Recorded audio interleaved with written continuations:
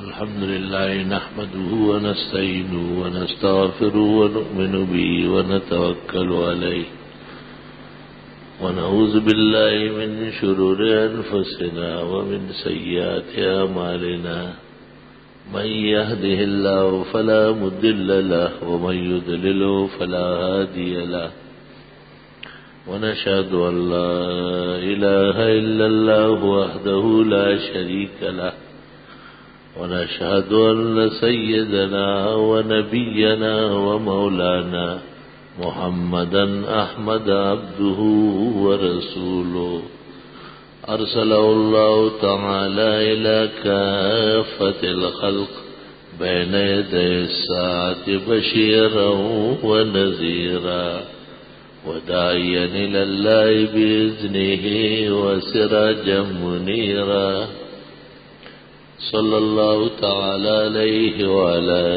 آله وأصحابه وبارك وسلم عليه أما بعد فأعوذ بالله من الشيطان الرجيم بسم الله الرحمن الرحيم إنا عرضنا الأمانة على السماوات والأرض والجبال فأبين أن يحملنها وأشفقن منها وحملها الإنسان إنه كان ظلوما جهولا وقال الله تعالى إن الله يأمركم أن تؤدوا الأمانات إلى أهلها وإذا حكمتم بين الناس أن تحكموا بالعدل إن الله نعم ما يعظكم به وقال النبي صلى الله عليه وسلم لا دين لمن لا عهد له ولا أمانة لمن لا إيمان له وفي رواية ولا إيمان لمن لا أمانة له وأخرج مسلم رحمه الله في صحيحه أن النبي صلى الله عليه وسلم قد قال إن الأمانة نزلت في جذر قلوب الرجال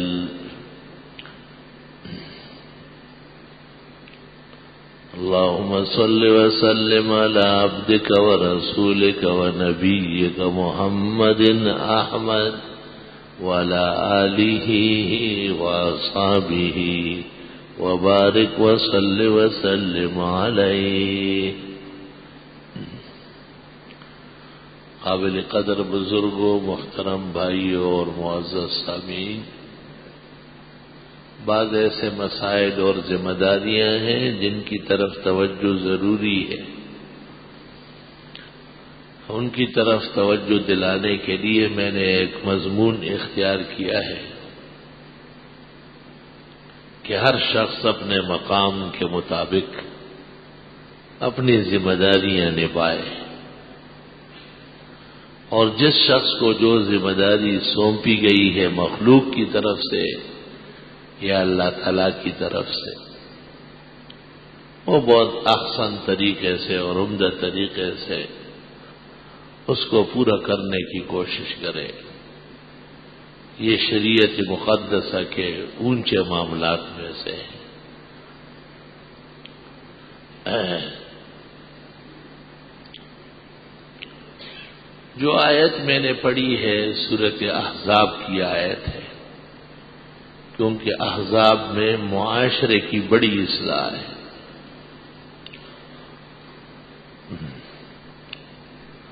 اور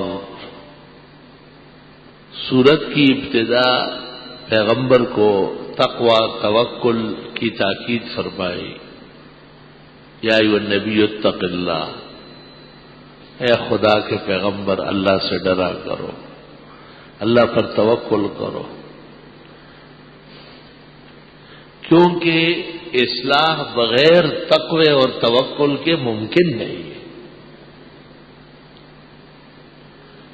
اصلاح کے لیے دو ستون ضروری ہے، ایک خداوند تعالی کا خوف اور دوسرا خدا تعالی کا سہارا۔ خوف خدا میں کمی ہوگی تو برائیاں نظر ہی نہیں آئے گی، تو بیان کون کرے گا، کہے گا کون؟ خداوند تعالی کا سہارا دل و دماغ سے اتر گیا تو کسی کو بات کہنا مشکل ہو جائے گا۔ اکثر لوگ جو شدائد اور مصائب بلکہ معاصی سہتے ہیں، آپ اس کی جڑ نکالیں تو یہی بات نکلے گی کہ یا تو مسئلے کی حقیقت شریعت کے اتباع کا لحاظ نہیں ہے، اور یا یہ کہ خوف ہے مخلوق کا، ڈر ہے۔ کسی کو اس کی پرانی اور بری عادتوں سے ہٹانا کوئی آسان کام نہیں ہے۔ عادات تو زندگی کا حصہ بن جاتی ہے۔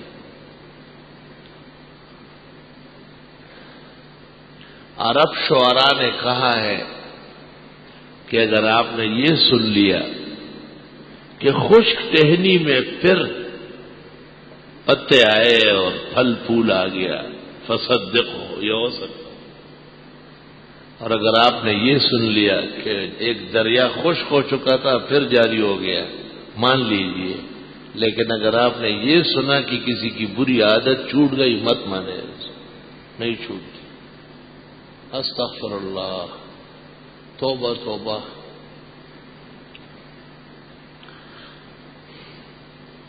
اس سے شریعت کے کامل ہونے کا اندازہ ہوتا ہے کہ شریعت عادات پر نظر رکھتی ہے اور لوگوں کو تنبیہ کرتی ہے کہ آپ اپنی عادتیں درست کر لیں۔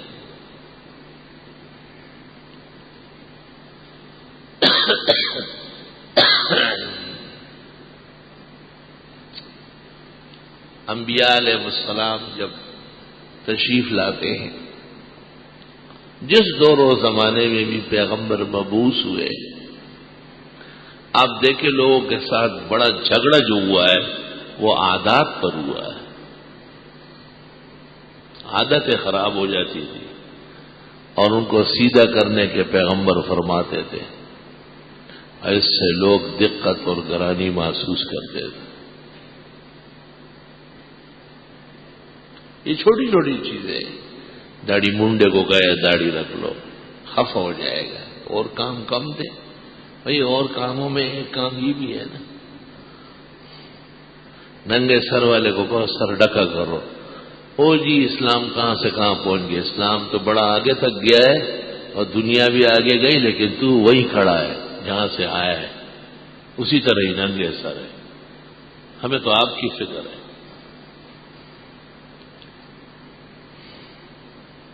بدعتی و مشرک کو کہے کہ درگاہوں سے باز آ جاؤ، قبروں میں کچھ نہیں رکھا ہوا ہے، قبروں میں انسان ہے، اللہ کے محتاج ہے۔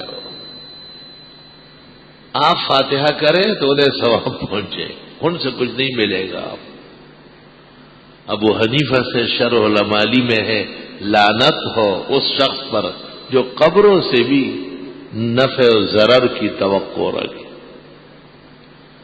اور شیخ عبد القادر کہتے ہیں غنیہ میں کہ جس نے خدا کے ہوتے ہوئے، خدا پر ایمان کے ہوتے ہوئے مخلوق سے مانگا اور قبروں سے مانگا، فَأَبَادَ اللَّهُ عَلَيْهِمُ الْخَزْرَا، اللہ تعالیٰ ان کی عمارات اکھیڑ دے اور خدا ان کی آباد زندگی ویران کر لے۔ اس نے بڑا ظلم کیا ہے۔ ابن عباس فرماتے ہیں من استعان بغیر اللہ فقد ضل، جو اللہ تعالیٰ کے علاوہ اوروں سے مدد مانگے وہ ہمیشہ کا ذلیل ہو جائے۔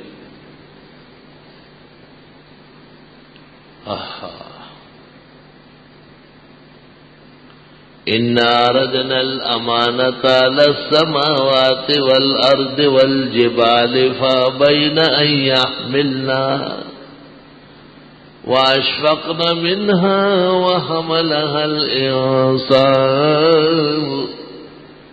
إِنَّهُ كَانَ ظَلُومًا جَهُولًا۔ بے شک ہم نے پیش کیا تھا آسمان اور زمین اور پہاڑوں کو امانت۔ اوہو، ہم نے ایک امانت آسمان کو پیش کی کہ آپ اسے سنبھالیں، زمین کو کہا کہ اس کو رکھ لے، پہاڑوں کو کہا کہ اس کو تھام لے۔ فَأَبَيْنَ أَن يَحْمِلْنَهَا، سب نے انکار کیا اس کے اٹھانے سے۔ إِنَّهُ كَانَ ظَلُومًا وَحَمَلَهَا الْإِنسَانُ، زمین، پہاڑ، آسمان وجود میں بہت بڑے ہیں، کوئی شک نہیں۔ اللہ تعالیٰ کی قدرت کی بڑی دلیلوں میں سے آسمان و زمین ہے، پہاڑ ہے۔ خلقت کے اعتبار سے، ظاہری پائیداری کے اعتبار سے نرالی مخالق ہے۔ آسمان تو وجودی چیز ہے، خیالی چیز نہیں ہے۔ جیسے زمین کا وجود ہے، پہاڑ کا وجود ہے، آسمان کا وجود ہے۔ وقت کمکل سائنسدانوں کا یہ کہنا کہ یہ مد نظر ہے، افق ہے، یہ خیالات ہیں ان کے۔ جس طرح دو نظام ہیں، ایک نظام جسم کا ہے، اس کو تو ہر شخص جان سکتا ہے، ایک نظام روح کا ہے، وہ اس جسم سے زیادہ تکڑا ہے۔ جسم کی نقل و حرکت، نشو و نما روح کی وجہ سے ہے، لیکن جن کو فہم، ادراک، معرفت نہیں ہے وہ روح نہیں سمجھتے ہیں۔ جسم کو جانتے ہیں، اس کو دیکھتے ہیں۔ بالکل اسی طرح جیسے یہ پنکھے چل رہے ہیں، ٹیوب لائٹ لگے ہوئے، لاؤڈ سپیکر کی آواز آ رہی ہے، یہ ہر شخص جانتا ہے کہ یہ بجلی ہے، لیکن یہ کہ بجلی کہاں بنتی ہے اور کہاں سے آ رہی ہے، یہ ایک دوسرا علم ہے جس کی طرف توجہ اور فہم کی ضرورت ہوتی ہے۔ آسمان کا وجود برحق ہے، سبع سماوات اور سبع ارضین ہے۔ آسمان بھی تعداد میں 7 ہے اور زمینیں بھی 7 ہیں، اور اس زمین سے اس آسمان تک جتنی مسافت ہے، دوسرے آسمان تک اس کا ڈبل ہے، اور تیسرے آسمان تک پھر اس کا دوہرا ہے، اور اسی طرح 7ویں آسمان تک۔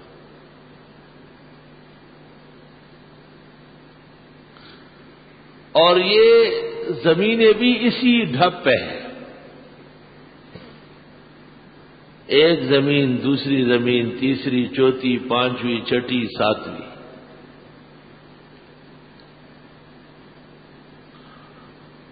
اور جیسے فضا کے اندر سورج، چاند، ستارے لٹکے ہوئے ہیں، اسی طرح آسمان اور زمین بھی، یہ بھی کرے ہیں مستقل۔ اللہ اس لیے فرماتے کہ توڑ دوں گا ان کو۔ اذا السماء انفطرت واذا الشمس كورت، جس طرح سورج اور چاند کے لیے کہتے ہیں کہ بے نور کر دوں گا اور تس نس کر دوں گا، اس طرح آسمان و زمین کو اور پہاڑوں کو بھی کہتے ہیں کہ اڑا دوں گا ان کو۔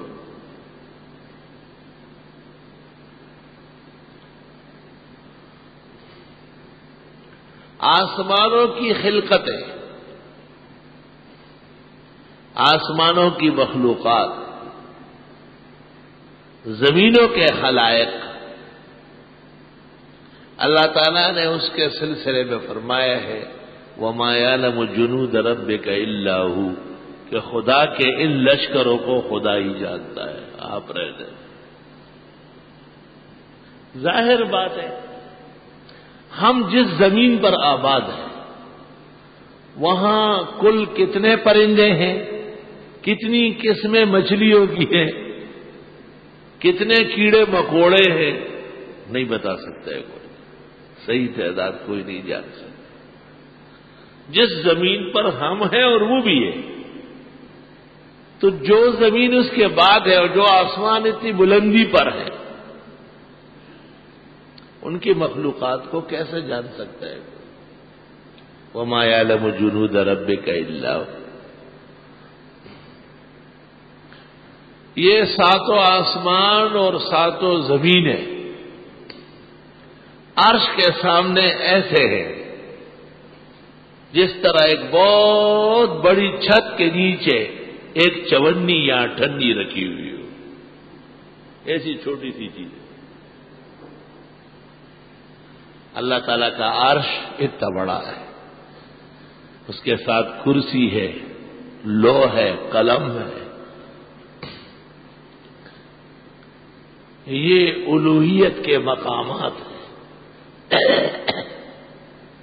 اللہ تعالیٰ کرسی پر بیٹھنے کے محتاج نہیں ہے، عرش اس کا میز کی طرح ہے لیکن احتیاج نہیں ہے، اور قلم سے وہ خود لکھتا نہیں ہے۔ رسول اللہ صلی اللہ علیہ وسلم جب معراج پر تشریف لے گئے تھے، 7ویں آسمان سے اوپر جب آپ ملائے اعلیٰ سے آگے لامکان تک گئے تو آپ نے اس کی تعبیر اس طرح فرمایا کہ سمعت صریر القلم، قلم جو تقدیر لکھ رہے تھے اس کی آواز آ رہی تھی۔ 7 آسمان کے اوپر پھر اور مقامات شروع ہو گئے، جبروت ہے اور ملکوت ہے اور لاہوت ہے، 7 یا 21 کے قریب مزید مقامات ہیں۔ اسی آسمان سے آگے آسمان اور بھی۔ اللہ اکبر۔ اللہ تعالی نے ان تمام چیزوں کو اپنی قدرت اور ذات و صفات کے دلائل بنائے، ان کی عظمت اور ضرورت اور عجائب ہونے پر غور کر کے حق تعالی کی عظمت اور بڑائی سمجھ آتی ہے۔ اللہ تعالیٰ نے ایک آیت میں فرمایا وَفِي السَّمَاءِ رِزْقُكُمْ، آسمان سے تمہارے رزق کے فیصلے ہوتے ہیں، زمین میں تم آباد ہو۔ پھر فرمایا وَفِي أَنفُسِكُمْ، خود اپنے آپ کو ذرا دیکھو، أَفَلَا تُبْصِرُونَ، آنکھیں نہیں کھلتی ہے تمہاری، کان میں سننے کی صلاحیت ہے، کیوں ہے سمجھ کچھ نہیں۔ ایک دوسرا آدمی بڑے بڑے کان اس کے ہوں گے، سرخ سرو لٹکے ہوئے، وہ کہتے میں کچھ نہیں سنتا۔ آپ اپنی شنوائی ادھر منتقل کر لے، نہیں کر سکتے۔ 32 دانتوں میں سے ایک دانت میں درد شروع ہو گیا ہے، کب ختم ہوگا، کیسے ختم ہوگا، سارا جہان بے بس ہے۔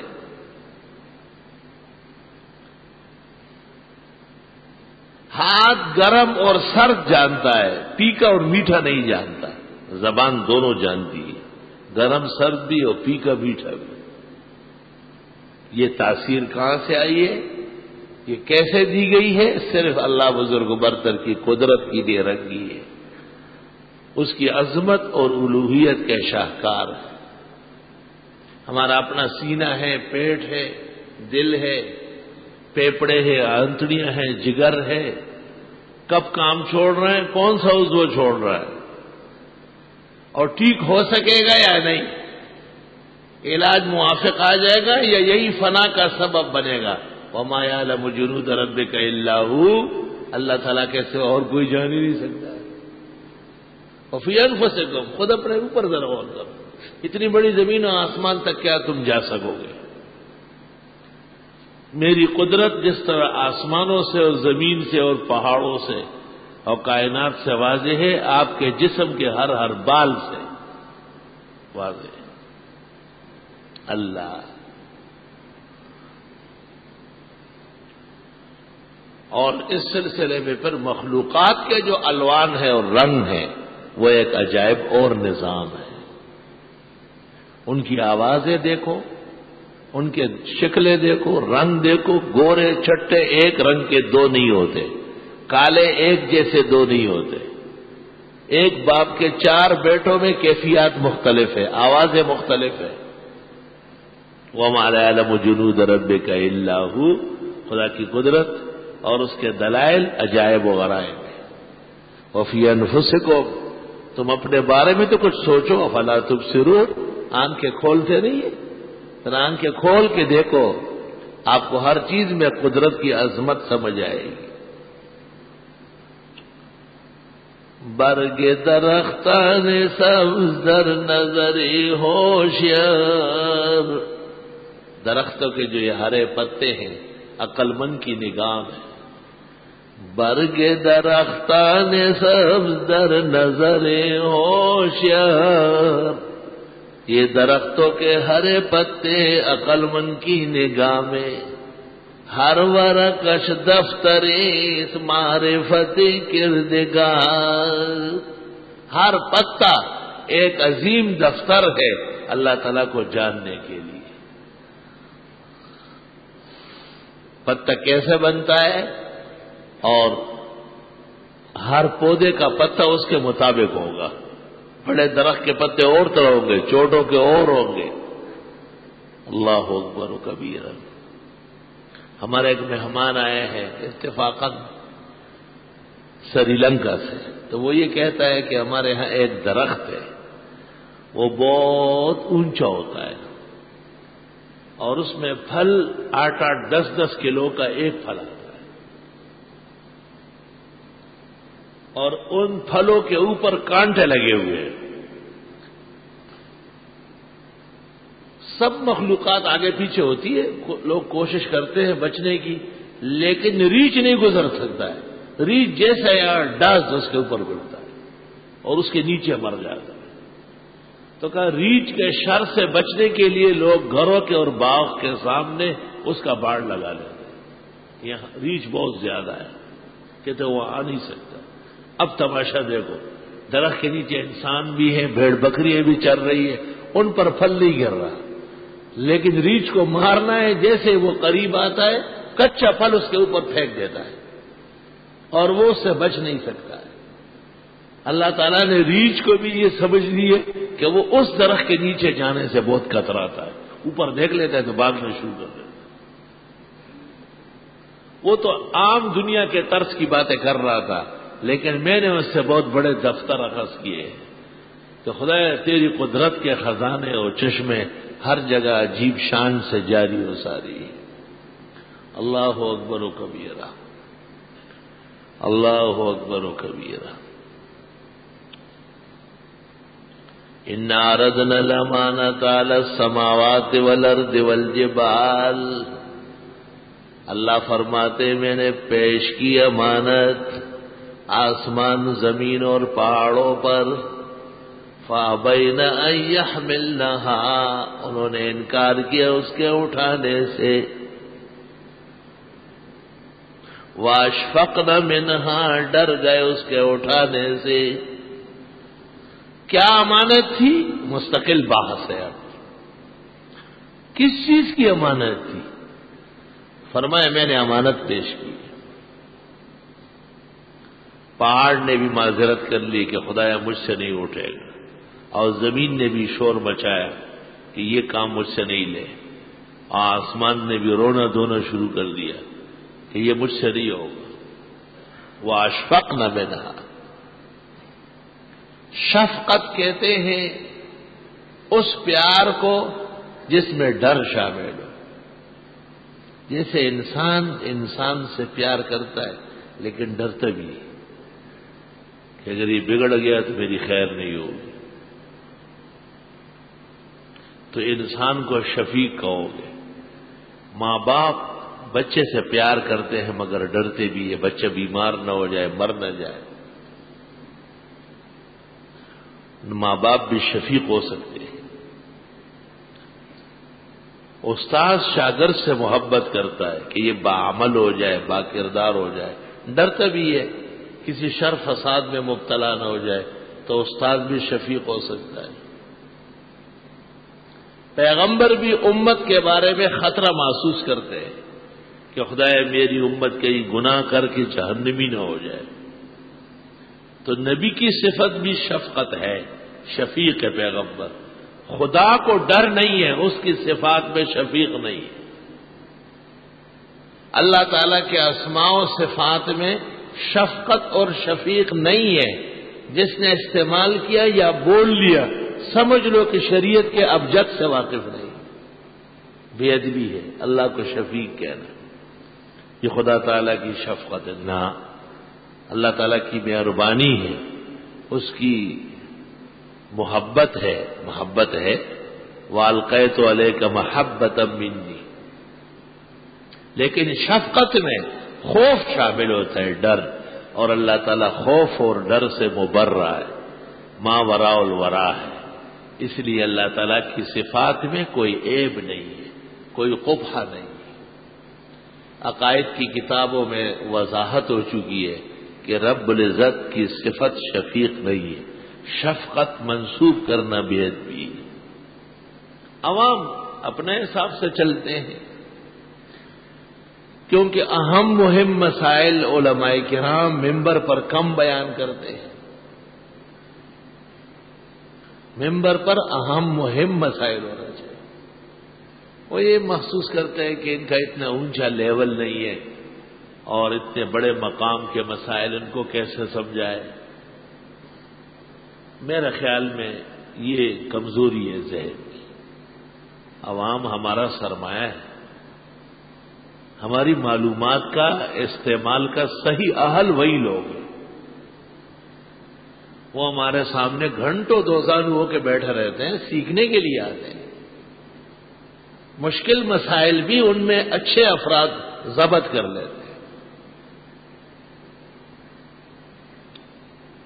ہم عمرے کے لیے گئے تو باہر ملکوں کے بعض افراد جو انٹرنیٹ پر استفادہ کرتے ہیں وہ بھی ویزا لگا کے آ گئے، اور ان کے پاس کاپیاں تھیں، اس کو دیکھ دیکھ کے بتاتے تھے کہ یہ مسئلہ ایسا ہے، فلاں نمبر درس میں فلاں رات کو یہ بیان ہوا ہے۔ یہاں تک کہ ہمارے منصور بھائی نے کہا کہ ہمارے لیے شرم کا مقام ہے کہ یہ باہر بیٹھ کر اور مختلف ذرائع سے معلومات زیادہ حاصل کرتا ہے۔ میں نے کہا اونچے درخت کے نیچے پودا ترقی نہیں کرتا، جب وہ درخت کٹ جاتا ہے تو پھر وہی پودا درخت بن جاتا ہے۔ اور یہ دستور ہے کہ جہاں سے شیرین پانی نکلتا ہے ان کو پتہ نہیں ہوتا۔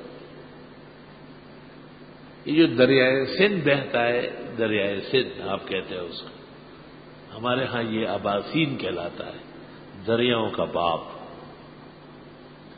اس پر ڈیم بن گئے، تربیلا ڈیم ہے، وہ منگلا ڈیم ہے، وہ فلاں یہ وہ، خیر اب تو وہ بروتا ہے۔ جس جگہ یہ خود بہتا ہے، براہ راست آتا ہے، کبھی کبھی ہم وہاں چلے جاتے ہیں، وہاں کے علماء طلباء حیران ہو جاتے ہیں، کہتے ہیں مدرسے کی دعوت پہ نہیں آئے، سالانہ جلسے میں آنا چاہیے تھا۔ ہم کراچی آئے دعوت دینے، آپ نے قبول نہیں کیا، میرے پاس ٹائم نہیں۔ دیکھا تو دریائے سندھ کے کنارے آپ کی گاڑی کھڑی ہے اور آپ کے ساتھ ہی پانی بھر رہا ہے۔ دریائے سندھ جہانگیرے کے ساتھ 2 میل پر ہے، لیکن بدقسمتی سے وہاں ڈیم بن گئے، تو ڈیم بننے کے بعد تو دریا نہیں رہا، تالاب بن گیا۔ تالاب اور چیز ہے، جس جگہ اس کا پانی بہہ کے آتا ہے وہاں کا پانی زندگی میں کبھی پی لے تو میرا یہ آج کا خطبہ یاد آئے۔ 15-20 دن تک آپ اپنے دل و دماغ میں صحت و شفا محسوس کریں، ایسا پانی۔ وہاں کے لوگوں کو کچھ پتہ نہیں، وہ دور کھڑے رہتے ہیں۔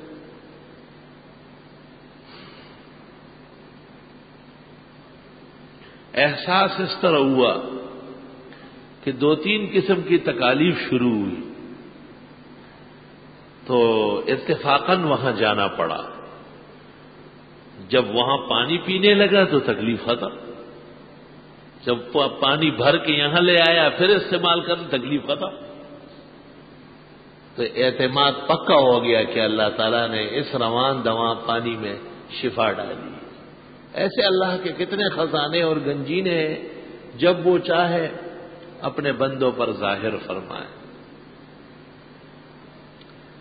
اکبر بادشاہ کے زمانے میں ایک لشکر دریا سے پار ہو گیا. لشکر میں جتنا لوہا تھا وہ سارا سونا بن گیا. سارا سونا، پیور سونا بن گیا.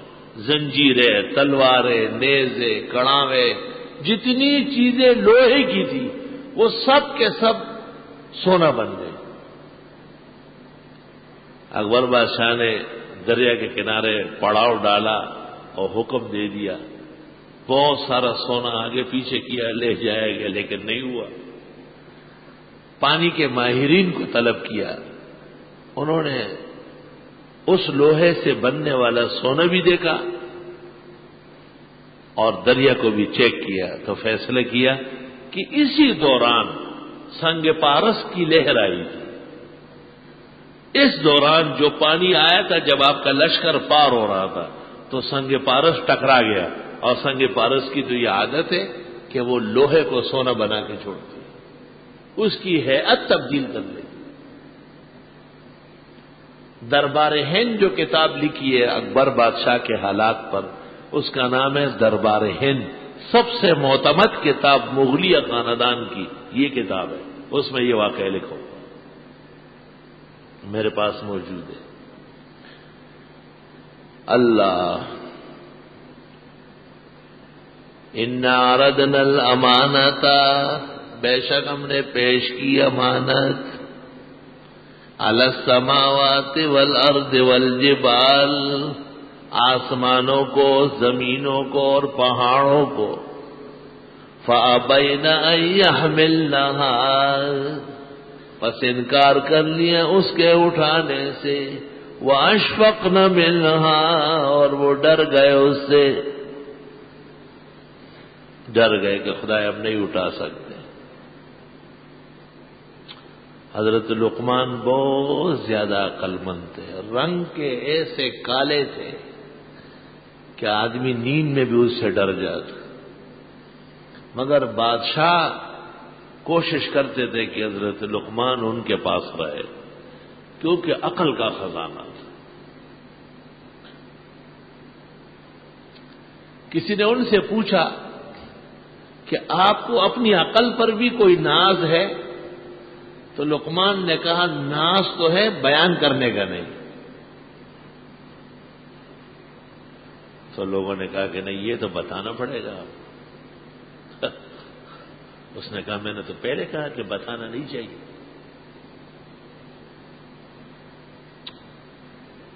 اس واقعے سے پہلے ان کی دو باتیں اور سن لے تو اندازہ ہو جائے گا. یہ کسی زمانے میں غلام تھے، تو اپنے آقا نے کہا کہ کوئی شیرین چیز کھلا دو، آج پکا دو. تو یہ بازار گیا اور بکرے کی زبان لے آیا اور اس کو تلایا مسالوں میں، گھی میں، اور پیش کیا. بادشاہ نے کہا واقعی بہت لذیذ ہے، بہت اچھی، بہترین سالن ہے. کسی دن کہا، اس کو اندازہ تھا کہ یہ غلام ضرورت سے زیادہ عاقل ہے، کہا آج کوئی بری چیز، کڑوی کٹھی، جس سے زیادہ خراب چیز نہ ہو وہ کھلاؤ. پھر بازار گیا اور بکرے کی زبان خرید کے لے آیا، اس کو ایسے ہی سادہ وادہ بنایا، کچا پکا. تو بادشاہ نے کہا یہ کیا ہے؟ کہ یہ بھی زبان ہے. یہ کیوں؟ کہ یہی زبان سلطنت بھی دلاتی ہے اور یہی زبان موت بھی دلاتی ہے. سارے فیصلے اسی کے مطابق ہوتے ہیں. اس کو صحیح چلاؤ تو جہان گرویدہ ہوگا، اس کو غلط کر دو تو اولاد بھی پناہ مانگ لے گی کہ کب ابا مرے گا، کہ ہمارا گھر فارغ ہو جائے اس کے شر سے.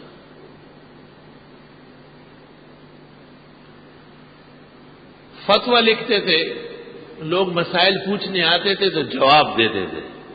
اچانک داؤد علیہ السلام تشریف لے آئے. اللہ تعالیٰ نے حضرت داؤد کو پیغمبری دی. تو حضرت لقمان سے کوئی مسئلہ پوچھتا تو فرماتے پیغمبر کے ہوتے ہوئے اوروں کی باتیں نہیں چلیں گی.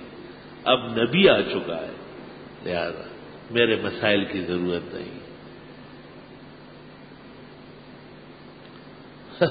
عقل کوئی چیز ہے کا آب آمد تیمم برخاست, پانی موجود ہے, تیمم کی کیا ضرورت؟ خدا کا پیغمبر تشریف لائیں, اب ذمہ داری ان کی ہے, میری نہیں. آج کے بعد میں کوئی فتویٰ نہیں دوں.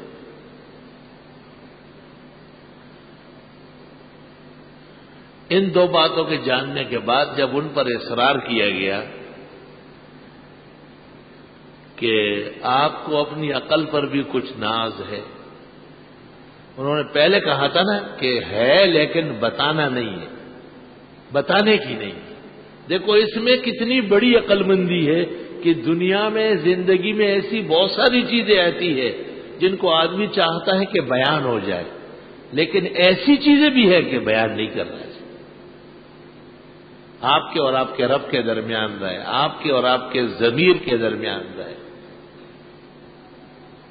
ابھی جو ٹیلی ویژن اور چینلوں سے تربیت پاتے ہیں نا, تو یہ اپنی زندگی کی بعض گناہ غلطیاں بیوی کو بتا دیتے ہیں, اور اس طریقے سے اس غریب سے بھی کچھ غلطیاں اگلوا لیتے, گھر ٹوٹ جاتا ہے. اس کی کیا ضرورت ہے فضول باتوں کی؟ حدیث شریف میں ہے گناہ معاف ہونے کی ایک علامت یہ بھی ہے کہ آپ بھول جائیں, اسے ختم کریں گے. اس لیے یہ حکم ہے کہ کسی کو گناہ کا تانا دینا جائز نہیں ہے. کسی کو گناہ کا تانا دینا یہ بھی جائز نہیں. تو شراب پیتا تھا, بھائی توبے کی توفیق تو ہو گئی ہے, اللہ نے معاف کر دیا, آپ معاف نہیں کرتے. تو یوں کرتا تھا, اللہ تعالیٰ اس کو بچا لے گا اور تجھ کو دبوچ لے گا. وہ ایسا ضرور ہے نہ, اچھائیاں بیان کرے, برائیاں دفن ہونے دیں. قرآن مجید میں بعض مقامات پر اللہ فرماتے ھذا بلاغ للناس, یہ باتیں لوگوں تک پہنچانا ضروری. وَلِيُنذَرُوا بِهِ, اور اس کے ساتھ ڈرائے جائے. وَلِيَعْلَمُوا, تاکہ لوگ جان لیں انما هو الہ واحد, کہ اللہ تعالیٰ ایک ہے. وَلِيَذَّكَّرَ أُولُو الْأَلْبَابِ, عالم لوگ بہت زیادہ عقل سے کام لیں.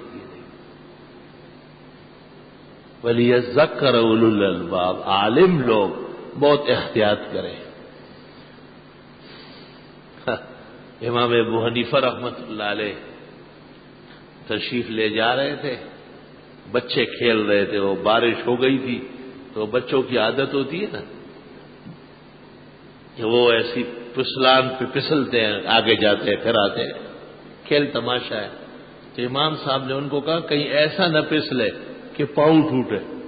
تو ان میں سے ایک بچے نے امام صاحب کو دیکھا, کہا حضرت آپ خیال رکھیں, آپ کے پسلنے سے جہان پسل جائے گا. تو حضرت کبھی کبھی شاگردوں کی مجلس میں فرماتے تھے کہ اس چھوٹے سے بچے نے ابو حنیفہ کو ایسی نصیحت کی کہ اور ضرورت نہیں ہے. ذلت العالم ذلت العالم, کچھ ہی لوگ غلطی کر بیٹھتے ہیں اور بہت سارے لوگ پھر ان کی سزائیں بھگتتے ہیں. اِنَّا عَرَضْنَا الْأَمَانَةَ عَلَى السَّمَاوَاتِ وَالْأَرْضِ وَالْجِبَالِ, بے شک ہم نے پیش کی امانت آسمان, زمین اور پہاڑوں پر. فَأَبَيْنَ أَن يَحْمِلْنَهَا, پس انہوں نے انکار کیا اس کے اٹھانے سے. وَحَمَلَهَا الْإِنسَانُ وَأَشْفَقْنَ مِنْهَا, اور وہ ڈر گئے. وَحَمَلَهَا الْإِنسَانُ, اور اس انسان نے اس کو اٹھایا. إِنَّهُ كَانَ ظَلُومًا جَهُولًا, واقعی انسان بڑا ظالم اور جاہل ہے. آسمان بار امانت نہ توانند کشی, ایک شاعر کو اس آیت پر جوش آیا، سب نے انکار کیا، وہ بچ گئے، اس غریب نے اٹھانے کی تیاری کی، کم وقت کہیں گا بے وقوف۔ آسمان بار امانت نہ توانند کشید، آسمان اتنا بڑا ہو کر اس امانت کا وزن اٹھا نہ سکا، قرآن فال بنا میں من دیوان زدن، وہی قرآ فال کا مجھ دیوانے اور کمزور کے نام پر نکل آیا۔ وحملہ الانسان، اور اس انسان نے امانت کا بار اٹھا لیا۔ انہ کان ظلوما جہولا، یہ واقعی بڑا ظالم اور بڑا جاہل۔ اللہ، امانت کیا چیز ہے؟ بعض کا خیال ہے کہ امانت سے مراد قرآن مجید ہے۔ لو انزلنا هذا القرآن على جبل لرأيته خاشعا متصدعا من خشیۃ اللہ، اگر یہ قرآن ہم پہاڑوں پر نازل کر لیتے تو اس کے رعب اور ہیبت اور جلالت اعجاز سے ڈر کر ہل کر ریزہ ریزہ ہو جاتا۔ بعضوں نے کہا ہے امانت سے مراد ایمان ہے،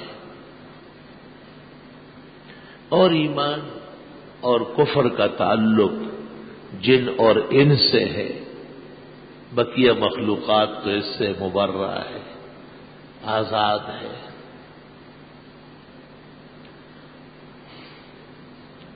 بعض مفسرین کہتے ہیں کہ امانت سے مراد قبولیت کی صلاحیت ہے، صلاحیت قبولیت، اور یہ بات درست ہے۔ صلاحیت قبولیت میں جس کو ہم کہتے استعداد، ملکہ، زندگی گزارنے کا ایک طریقہ، ڈھب، سلیقہ، ڈسپلن،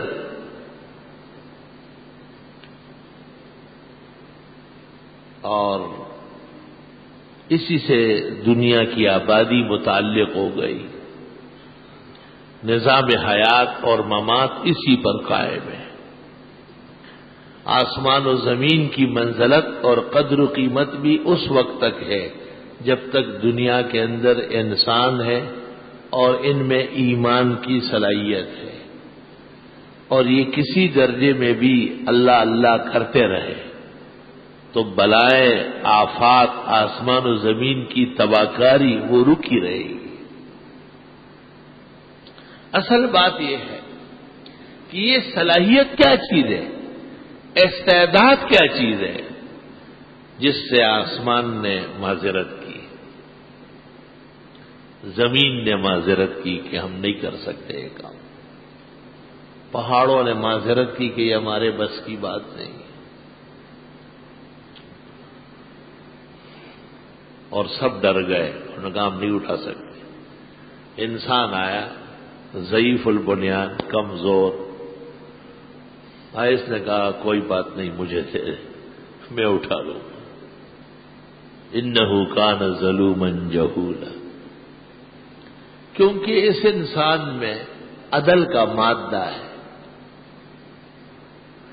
اس امانت اور اس استعداد کو جب یہ صحیح طرح استعمال کرتا ہے تو یہ عادل ہوتا ہے۔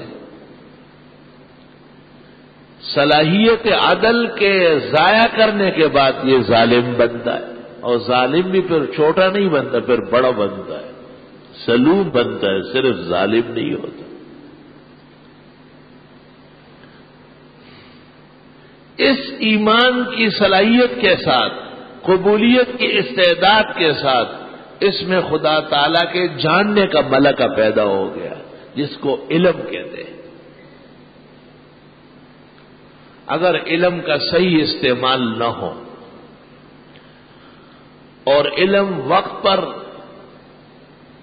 نہ کھولا جائے اور علم کے موقع اور محل کو ضائع کر دیا جائے تو عالم جاہل نظر آئے گا۔ بڑے عالم کا کیا مطلب ہے؟ عقل مند کہتے ہیں کہ بڑے عالم کا معنی یہ کہ وہ علم کا استعمال جانتا ہے۔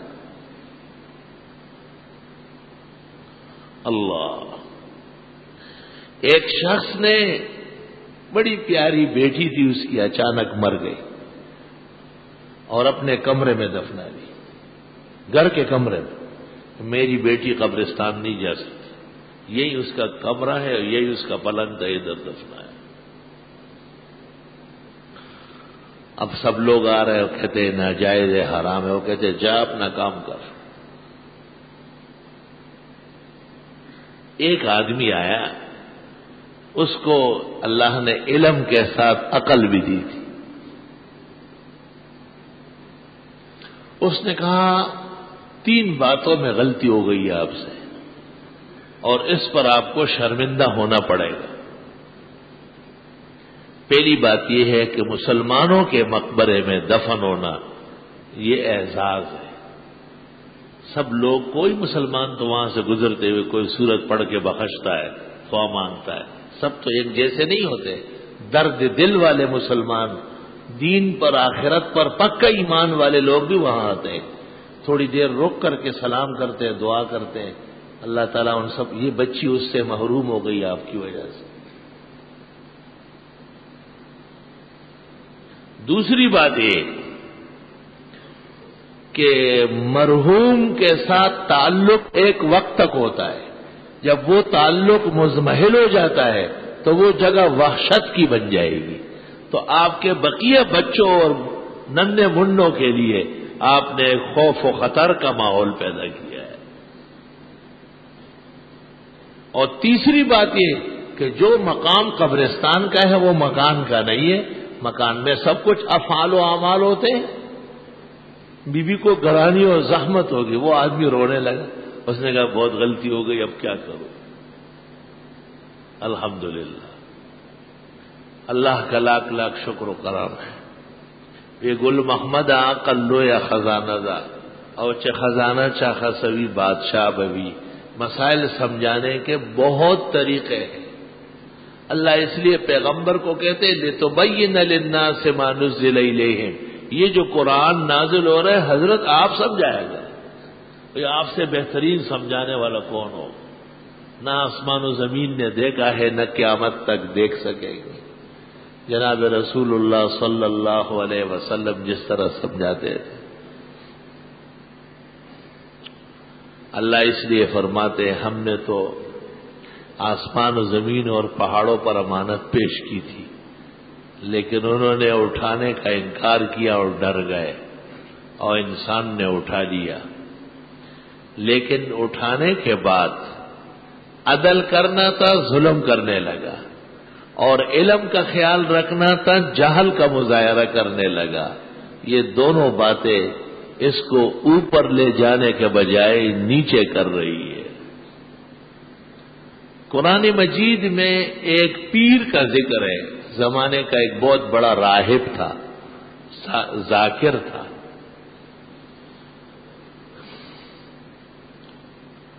وہ لمبا قصہ ہے، اس وقت قصہ نہیں ہو سکتا، حاصل بیان کرتا ہوں۔ اپنے پیغمبر کی نافرمانی ان سے ہو گئی، ذکر شغل عبادت کے باوجود اللہ تعالیٰ ان سے ناراض ہوئے۔ اللہ اس کا ذکر کرتا ہے، اسے سن لو کس شان سے کرتا ہے۔ وَلَوْ شِئْنَا لَرَفَعْنَاهُ، ہم چاہتے تو اس کو اوپر لے جاتے، یعنی اس کا مقام بڑا کر دیتے۔ وَلَكِنَّهُ أَخْلَدَ إِلَى الْأَرْضِ، لیکن وہ زمین کی طرف جھک کے رہا۔ وَلَوْ شِئْنَا لَرَفَعْنَاهُ، اگر ہم چاہتے اس کو اور بلند و برتر مقام دے دیتے۔ وَلَكِنَّهُ أَخْلَدَ إِلَى الْأَرْضِ، لیکن وہ گٹھیا کام کرنے لگا، اب بامحاورہ مانا ہوگا، وہ گری ہوئی حرکت کا شکار ہو گیا، وَاتَّبَعَ هَوَاهُ، خواہشات کے پیچھے پڑ گیا، فَأَتْبَعَهُ الشَّيْطَانُ، تو شیطان بھی اسی کے پیچھے لگ گیا، فَكَانَ مِنَ الْغَاوِينَ، ہمیشہ کے تباہ کاروں میں سے ہو گیا۔ اعاذنا اللہ منہا وإیاکم، اللہ تعالی ہم سب کو محفوظ فرمائے۔ انا عرضنا الامانۃ علی السماوات والارض والجبال، حضرت کی خدمت میں ایک شخص آیا، حضرت سے کہتا ہے قیامت کی کیا نشانیاں ہیں، کیسے پتہ چلے گا کہ قیامت آ رہی ہے، ہمیں معلوم ہونا چاہیے تھا کہ ہم تیاری کریں۔ حضرت کسی بات میں لگے ہوئے تھے، بخاری شریف میں ہے، صحابہ نے اس کو ایک طرف کر کے خاموش کیا کہ چپ ہو جاؤ، یہ پوچھنے کا وقت ہے، آپ گفتگو فرما رہے۔ بعضوں نے کہا نہیں، اس کی گفتگو سے ہی آپ خفا ہو گئے، بعضوں نے کہا نہیں، آپ باتوں میں مشغول ہیں، جب آپ فارغ ہو گئے آپ نے اس سے بلایا کہ بلاؤ، اب آنے بیٹھو۔ آپ نے اس سے کہا اللہ اکبر، آپ نے فرمایا کہ اذا وسد الامر الى غیر اہلہ، پہلے آپ نے فرمایا کہ قیامت کی علامت یہ ہے کہ امانتیں ضائع ہوگی، یا خدا ہے امانتیں ضائع ہوگی۔ تو اس نے کہا میں تو اعرابی آدمی ہوں، جنگلوں سے آیا ہوں، یہ تو بہت بڑی قیمتی بات ہے، میں کیسا سمجھوں گا۔ آپ نے جو ارشاد فرمایا اذا ضیعت الامانہ، جب امانت ضائع ہونے لگے تو سمجھو کہ اب دنیا ختم ہو رہی ہے، قیامت قریب ہے۔ بڑی زبردست بات تھی، لیکن اس شخص نے کہا کیف اضاعتھا، امانتیں کیسے ضائع ہو سکتی؟ امانت تو کہتے اس کو ہے کہ آپ نے ان کے پاس 100 روپے کا نوٹ رکھا، یہ تبدیل بھی نہیں کر سکتے، تبدیل بھی نہیں کر سکتے کہ وہ پرانا ہے میں نیا روپے، یہ بھی خیانت ہے۔ جو آپ نے رکھا ہے وہی ہوگا۔ آپ نے کپڑے میں لپیٹ کے دیا ہے، یہ سوچ رہے کہ کپڑے کو تو پانی لگ سکتا ہے، میں پلاسٹک لگاتا ہوں، یہ بھی خیانت ہے۔ کماکل لوگ کسی کو پیسے دیتے وقت کہتے ہیں یہ میری امانت ہے، لیکن اگر ضرورت ہو تو لگا لے، یہ بات ٹھیک نہیں۔ فقہ کے اعتبار سے یہ بات غلط ہے۔ جب اس کو لگانے کی اجازت دے دی تو یہ قرض ہو گیا، امانت ختم۔ امانت کا لفظ جس صلاحیت کے لیے بولا گیا وہ جو کی تو رہے، اس میں تبدیلی امکان نہیں ہے۔ اس لیے فقہاء لکھتے ہیں کہ امانت رکھنا بھی آسان نہیں ہے۔ بزرگان دین ہاتھ جوڑتے تھے، معافی مانگتے تھے کہ ہم نہیں رکھ سکتے۔ رکھ لی تو اب اس کے سر پر ایک پیسہ لینا بھی جائز نہیں، شاباش لینے بھی جائز نہیں ہے۔ خدا کا حکم ہے کہ امانت میں خیانت نہیں کرنا ہے۔ ہاں یہ ایک علیحدہ مسئلہ ہے کہ امانتیں رکھوانے سے بہتر ہے کہ معتمد کو قرض دے دے، کیونکہ امانت میں 2 خطرے ہیں۔ وہ ویسے ہی زیر بار رہے گا، عذاب میں رہے گا جب تک آپ نے اٹھایا نہیں، اور آپ کے لیے اس شخص کے لیے یہ خطرہ ہے کہ اگر یہ ضائع ہو گئی ہے تو تاوان نہیں۔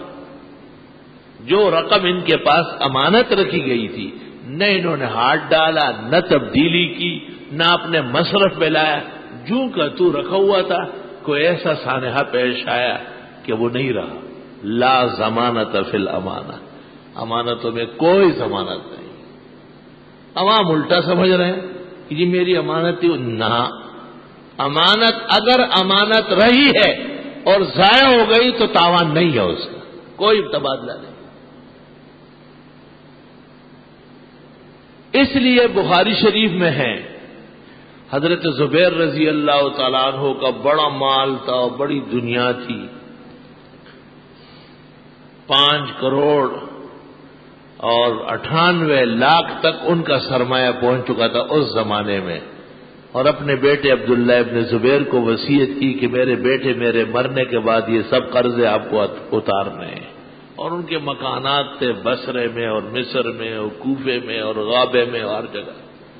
تو وہاں بخاری شریف میں اس طرح لکھا ہے کہ لوگ ان کے پاس امانت رکھتے تھے، تو حضرت زبیر معذرت کرتے کہ امانت کا بوجھ بہت زیادہ ہے، آپ کا قرضہ ہوگا، جب چاہیں گے واپس کریں، لیکن اس کو امانت نہ کہے آپ قرض کہے، یہ احتیاط کا پہلو ہے۔ قرض آپ بے شک صرف کر سکتے ہیں، ایک آدمی نے آپ کے پاس لاکھ روپے رکھے، کروڑ رکھے، آپ نے کہا یہ قرضہ ہے، ٹھیک ہے آپ لگا لے کام میں، اب جب اسے ضرورت ہو جائے گی آپ اکٹھے دے یا اس کو راضی کر کے حصوں میں دے، قرض ادا ہوگا۔ لیکن اگر اس کا نام امانت رکھا گیا اور اس پر فریقین راضی ہے تو امین جس کے پاس رکھا گیا وہ استعمال نہیں کر سکتا، اور امانت رکھنے والا جس نے کہا کہ تو لگا سکتا ہے غلط کہا ہے، گناہ کی بات کہی ہے، امانت کہنے کے بعد یہ اجازت باطل ہے، شرائع کے سامنے انسانی تصرف کی کوئی حقیقت نہیں۔ مسئلہ فقہ کا ہے۔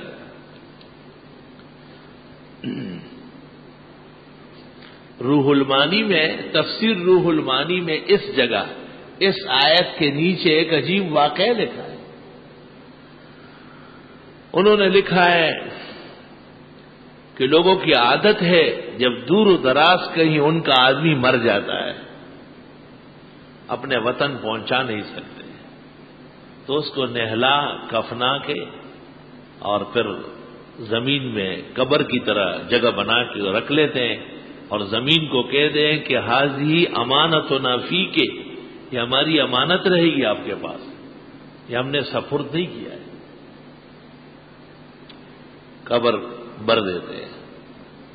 روح المعانی 1270 ہجری میں فوت ہوا ہے، وہ لکھتے ہیں سال 2 سال 3 سال بعد لوگ آتے ہیں، قبر کھولتے ہیں اور اسی طرح پاتے ہیں جیسے رکھ چکے ہوتے ہیں، کوئی تصرف نہیں ہوتا۔ عوام میں مشہور ہے کہ امانت میں تو خیانت زمین بھی نہیں کرتی، وہ اسے برقرار رکھتی ہے۔ آلوسی بغدادی نے بحیثیت مفتی کے فتویٰ دینے سے معذرت کی ہے، کہا یہ میں نے دیکھا ہے اور ہمارا عام معمول ہے، لیکن مفتی کی حیثیت سے فتویٰ نہیں دوں گا، فتویٰ تو قانون بن جائے گا، ہر شخص اپنے مردے کو کہے گا میری امانت ہے، سال بعد دیکھا جائے گا، تماشا بن جائے گا۔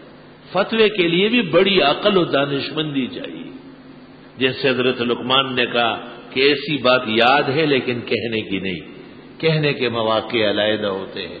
انشاءاللہ تعالی میں امانت اور اس آیت کی تفسیر میں مزید مہم مسائل عرض کروں گا انشاءاللہ تعالی۔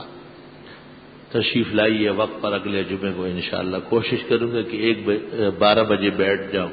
وآخر دعوانا الحمدللہ۔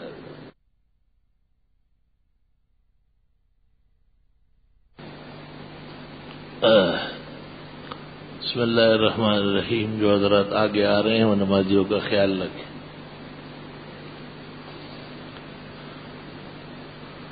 انہوں نے پوچھا ہے کہ 4 رکعت نماز فرض میں تیسری اور چوتھی رکعت میں سورہ فاتحہ کے بعد ذکر یا تسبیح پڑھ سکتے ہیں؟ صلاۃ تسبیح میں تو پڑھی جائے گی نا، شروع میں بھی اور رکوع میں جانے سے پہلے بھی، ٹھیک ہے، نفل نماز میں تو جائز ہے، فرض نماز میں مزید تسبیحات یا ذکر جائز نہیں، جو متعین چیزیں ہیں وہی پڑھی جائے گی۔ فرض سنت مؤکدہ، واجب ایک حکم میں ہے۔ آج کل استوا کا وقت 11:50 ہے، اکثر لوگ اس وقت نماز پڑھتے ہیں، یہ نامناسب بات ہے، مکروہ وقت سے بچنا فرض ہے۔ خشوع کے پیش نظر آنکھ بند کر کے نماز پڑھ، بعض علماء نے اس کی اجازت دی ہے، لیکن یہ کمزور بات ہے، آنکھیں بند کر کے نماز پڑھنا خلاف سنت ہے، اس لیے یہ خشوع و خضوع کے خلاف ہے۔ کیا عیشا نام رکھنا صحیح ہے؟ عیشا، لیکن ایسا نہیں لکھا جائے گا جو آپ نے لکھا، اس کا معنی ہے اندھی، عیشت الراضیہ، سورہ قاریہ کے اخیر میں دیکھو اس طرح لکھو، عیشہ بنت حارث صحابیہ ہے، مجھے یاد تو نہیں ہو سکتی، نام بامانہ ہے، فہو فی عیشت الراضیہ۔ طواف کے دوران کوئی شخص لعلمی میں ایک شوط میں حتیم کے اندر سے گزر جائے تو وہ طواف ناقص ہے، اس کو نئے سرے سے دوبارہ کر لے تو کیا حکم ہے؟ اور کیا اگلے سال مکہ جا کر اس شوط کو قاعدہ کرے؟ نہیں، 7 میں سے اگر 4 بھی صحیح ہو گئے طواف ہو گیا، اسی وقت اعادہ مناسب ہے۔ طواف اور سعی کے دوران سیدھے کندھے کو کھلا رکھنا چاہیے، نہیں، صرف طواف کے دوران، اور ہر وہ طواف جس کے بعد صفا مروہ کے درمیان سعی ہو تو دائیں کندھے کے نیچے سے چادر گزار کر بائیں کندھے پہ ڈالے، اور یہ اخیر تک ہوگا 7 چکر میں، اور وہ جو پہلوانی ہے وہ صرف ابتدائی 3 چکروں میں ہوگی، پھر ختم ہو جائے گی۔ لیکن جس طواف کو آپ کپڑوں میں کریں یا اس کے بعد کوئی سعی نہیں ہے تو اس میں رمل اور استباء نہیں۔ بچہ کو خوشبو لگانا کیسا ہے؟ جائز ہے، لیکن سنا ہے بہت چھوٹے بچوں کو خوشبو لگانے سے جنات متوجہ ہوتے ہیں، اس لیے بزرگ اور تجربہ کار لوگ منع کرتے ہیں۔ شہداء پرندے کی شکل میں جنت کی سیر کر رہے ہیں، یہ روایت اس طرح ہی ہے، لیکن اس پر امام جعفر صادق نے اعتراض کیا ہے کہ یہ مطلب نہیں ہے کہ وہ پرندوں میں سیر کریں گے، بلکہ مرنے کے بعد روح کی شکل ایک خوبصورت پرندے کی۔ من تزہد بغیر علم فقد جن فی آخر عمر او مات ہو کا یہ حدیث نہیں ہے، مقولہ ہے۔ احمد باولپوری کا خیال ہے کہ اسلامی خلافت قائم کرنے کے لیے کوشش ہو رہی ہے، سب باطل ہے، اور اس دوران اگر کوئی شہید ہوئے تو یہ شہادت مردود ہے۔ ایسا تو نہیں کہا ہوگا، وہ تبلیغی مولوی ہے، اور تبلیغیوں میں اتنا گن گرج نہیں ہوتا، ان کی ہر بات کمزور اور ڈھیلی ڈالی ہوتی ہے۔ ہاں، مزاج مولانا محمد احمد صاحب باولپوری مدظلو کا مزاج اس طرح ہے کہ وہ ہمیشہ الٹے سمت پہ چلتے ہیں۔ اللہ تعالیٰ انہیں ہدایت دے اور اللہ ان کے اس بزرگی میں ان کو گمراہی سے بچائے۔ جہاد اور شہادتوں کا انکار کرنا اندیشہ ہے کہ آدمی کا ایمان سلب ہو جائے، یہ ان سے متعلق بات نہیں، مسئلہ بتاتا ہوں۔ ان کے متعلق تو پرچی لکھی ہے، پتہ نہیں پرچی لکھنے والا کاذب ہے، کوئی دجال ہے، کون ہے جو تبلیغی بزرگوں کو خواہاں برا بلا کہہ رہے ہیں؟ نہ، محمد احمد صاحب کا مستقل ذہن جو جہاد کے خلاف ورزی کا ہے وہ علماء میں مسلمہ ہے، اور ان کے پاس اپنے مستقل دلائل ہے، لیکن وہ ٹھیک نہیں ہے۔ میری ایک ضروری کاغذات کی فائل گم ہو گئی، کوئی وظیفہ بتا دے۔ حلوہ بروح پاک گن شکر بدے، خواجہ نظام الدین کہا کرتے تھے کہ میرے شیخ خواجہ گن شکر کے ایصال ثواب کے لیے حلوہ پکا کے اور مساکین و فقراء کو کھلا دے۔ بہتر ہے کہ اس سے پہلے 11 مرتبہ سورۃ یوسف پڑھ لے، دعا مانگی جائے، انشاءاللہ خیر و عافیت سے مل جائے گا۔ بینک اکاؤنٹ کے ذریعے جو امانت رکھوائی جاتی ہے اس کا کیا حکم ہے؟ یہ تو بینک والوں سے پوچھو نا۔ بینک کا کوئی کام بھی سیدھا نہیں ہے، سارے کام الٹے ہیں، یہاں تک کہ وہ اسلامی بینک جو ہے وہ سب سے زیادہ جھوٹے بینک ہے۔ اگر اس شخص سے جس نے امانت رکھوائی قرض کی نیت کروا دے تو یہ قرض ہو جائے گی، امانت ختم۔ میں ملازمت کی تلاش میں ہوں، کوشش کر رہا ہوں، لیکن کوئی جواب نہیں آ رہا۔ میرے ایک دوست بینک میں ہوں، میری ملازمت وہاں کروا سکتا ہے، کیا میں یہ ملازمت کر سکتا ہوں؟ آپ جہنم اپنے پیروں چل کے جائے نا، ہم سے کیوں کہلواتے ہیں؟ اپنے شوق سے جہنم چلے جائے آپ اور آپ کا دوست مل کر۔ علماء کو ذریعہ نہ بنائے، ہم حرام کے فتوے نہیں دے سکتے۔ قرآن کا سبق یاد کرتے وقت سجدے تلاوت آ جائے تو سجدے کتنی مرتبہ؟ ایک مجلس میں ایک دفعہ، اس کے بعد جتنی مرتبہ پڑھے دوبارہ نہیں ہے۔ میں قرآن حفظ کر رہا ہوں، میں حافظے کے لیے دعا فرمائے، اللہ آپ کا حافظہ مضبوط فرمائے۔ ایسے امام کے پیچھے نماز پڑھنا جو داڑھی تھوڑی نیچے دباتا ہے اور ظاہراً ایک مٹھی سے کم معلوم ہوتی ہے، نماز درست ہے، تو ایسے ہمارے اماموں کو بدنام کر رہا ہے۔ اگر واقعی یہ بات ثابت ہو گئی ہے کہ وہ ایک بٹھی داڑھی نہیں رکھتا یا اس کا قائل نہیں ہے تو اس کے پیچھے نماز نہیں ہوگی، اور جو پڑھی گئی ہے دوبارہ پڑھی جائے گی۔ اگر ماں کوئی خلاف شرع کام کرتی ہے تو بیٹوں کو اسے روکنے کی شرعاً جواز جی ہاں ہے۔ اباء الآباء للأخ الصبا، مستقل کتاب ہے اس موضوع پر۔ کسی بھی شخص، خواہ وہ شیخ ہو، استاذ ہو، والد و والدہ ہو، اللہ تعالیٰ کے دین کے خلاف میں اس کا ساتھ نہیں دیا جائے گا۔ لا طاعۃ لمخلوق فی معصیۃ الخالق۔ ایک عورت عدالت میں خلع کی اپیل دائر کر دیے، 3 پیشیوں تک شوہر نہ آئے تو عدالت خود ہی خلع دیتی ہے، کیا شریعت میں ایسے خلع ہو جاتی ہے؟ جی ہاں، جب علماء بھی اس بات کی اجازت دے کہ یہ شخص ظالم ہے اور یہ خاتون ناحق ظالم کی چکی میں پس رہی ہے، اور ایسی صورت میں عدالت نے خانہ پوری کر کے یک طرفہ فیصلہ کر لیا، وہ نافذ ہوگا، کیونکہ انگریزی عدالت جرگے اور پنچایت کے قائم مقام ہے، اور بامر مجبوری فقہا نے جرگے اور پنچایت کے فیصلے کو فتوے کے بعد تنسیخ نکاح کے لیے مؤثر مانا ہے۔ طلاق مغلظہ ایک ہی وقت ایک موقع پر 3 طلاق سے ہو جاتی ہے۔ جی ہاں، بالکل یہی حکم ہے۔ ایسی مچھلی جس میں کانٹے نہیں ہوتے، مثلا فنگر فش وغیرہ، کھانا کیسا ہے؟ بہت اچھا ہے، تمہیں کانٹے کھانے کا شوق ہے کیا؟ مسئلہ یہ کہ ہم جب سرحد سے تبلیغ میں چلے اور 4 مہینے کے جاتے ہیں پنجاب اور دیگر صوبوں کے مضافات میں، تو ہم قصر کرتے ہیں، نمازوں میں آیا ہمارے لیے قصر فی الصلاۃ جائز ہے۔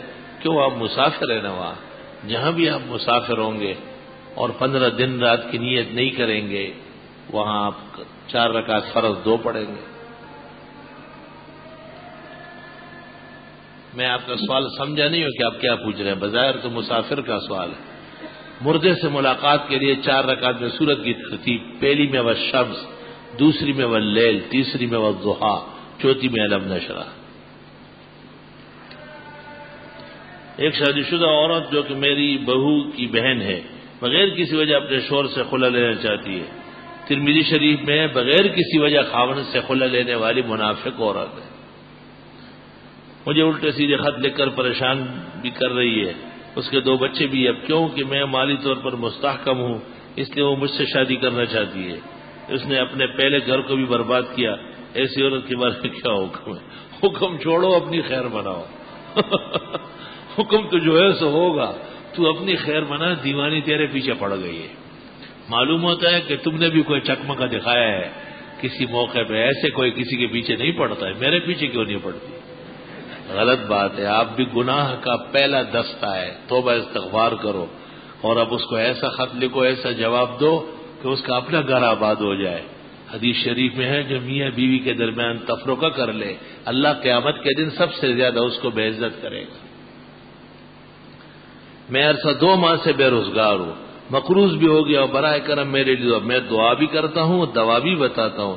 استغفار کی بہت زیادہ کثرت کرے، بہت زیادہ، بے انتہا استغفار، لاکھوں بار پڑھ لے، پھر بھی نہ ہوا دریا کے تسنیم بھائی کو پکڑے، یہ روزگار دلا کے رہے گا، ان کو حکم ہے۔ بالکل پہلے شرعی قرب پورا کر لے تاکہ آپ کا تعاون کرنے والے کو بھی اللہ تعالیٰ آسانی نصیب کرے۔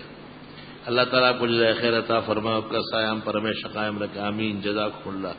مفتی صاحب میرے والدین، خالہ اور بہن کی سے امین، اللہ سب کو صحت و شفا عطا فرمائے۔ وہ جلد میرے امتحانات کا نتیجہ آنے والا ہے، مہربانی فرمائے، آمین، اللہ آپ کو سرخرو و کامیاب فرمائے۔ الحمدللہ رب العالمین، نستغفرک اللہم ونسألک السلام والعافیہ، لا الہ الا اللہ وحدہ لا شریک لہ، لہ الملک ولہ الحمد وعلی کل شیء قدیر۔ یا اللہ، جنہوں نے پریشانیوں کا ذکر کیا ان کی پریشانیاں دور فرما، جن کے بیماران ہیں ان کو صحت و شفا عطا فرما، جو بے روزگار ہے ان کو حلال روزگار، عزت کا روزگار، وسیع رزق کا روزگار، دیرپا اور خوشگوار روزگار نصیب فرما، جو اور کسی الجھن، درد اور کرب میں ہیں یا اللہ ان کو مداوا عطا فرما، اللہ ہم سب پریشان حالوں کی پریشانی دور فرما، مشکلات حل فرما، قدم قدم پر ہم تیری رحمت نعمت خیر عافیت کے محتاج ہے، نصیب فرما۔ اللہ دونوں جہانوں کے سرخروی عطا فرما، خاتمہ بالخیر والایمان فرما، قبر کی زندگی جنت کا باغ جیسے نصیب فرما، حشر و نشر میں عزت و آبرو قائم فرما۔ حضرت صلی اللہ علیہ وسلم کے حوض کو سر سے آپ کے دست اقدس سے پانی پینا نصیب فرما، اور آپ کے لواء الحمد کے نیچے اور عرش کے سائے میں جگہ عطا فرما، اور آپ کے فضل و احسان اور آپ کی مہربانی و کرم بالائے کرم سے جمیع انبیاء و مرسلین اپنے اعزاء اولیاء و محبوبین کے ساتھ، اور فخر العالمین فخر الرسل والنبیین سید الاولیاء والمتقین سید الغرر المحجلین سید الشفعاء یوم الدین جناب نبی کریم صلی اللہ علیہ وسلم کا شرف جوار اور آپ کے قرب اور میت کے ساتھ جنت الفردوس نصیب فرما۔ صلی اللہ تعالی علی خیر خلقہ محمد و آلہ و اصحابہ اجمعین برحمتہ۔